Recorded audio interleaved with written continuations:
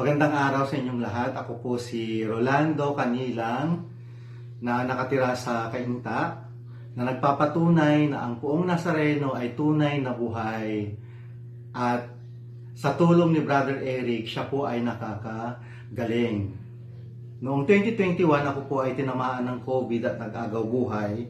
Kung nakikita niyo po si Jesus na aking nasa likod, ay napapanaginipan ko na po nag-aagaw buhay ako sa ospital.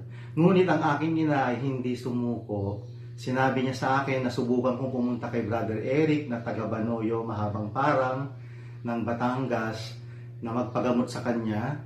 At ako po ay nagpagamot. At sa awa ng Diyos, after 3 months po na naka-wheelchair ako at naka-oxygen, tapos nakatungkod po ako ng 3 buwan, halos 1 taon po ako na hindi makalakad ng maayos. Sa tulong ni Brother Eric, natanggal po yung aking oxygen, nakapaglakad na po ako ng maayos, at tignan nyo ako ngayon, kung makikita nyo yung video ko dati, ako'y payat na payat, halos mamamatay na. Ngayon, hindi ko po mapigilan ang aking pagtaba.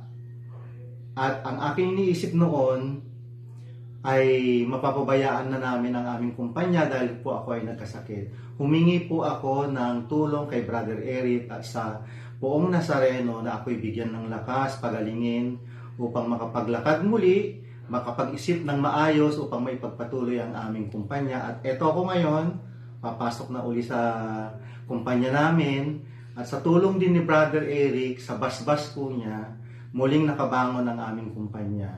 Ngayong 2024, ito ay isang malaking challenge ulit ng aking buhay sa pagtayo ng kumpanya ulit, sa paglaban sa bagong hamon.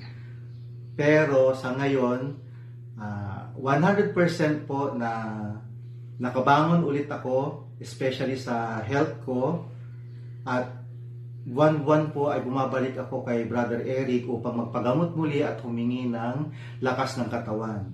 So inaanyayahan ko po ang lahat na patuloy na manalangin sa kay Poong Nazareno at dumalaw kay Brother Eric upang magpagamot at humingi ng tulong at basbas para sa ating para sa ating mga kinakailangan sa buhay araw-araw.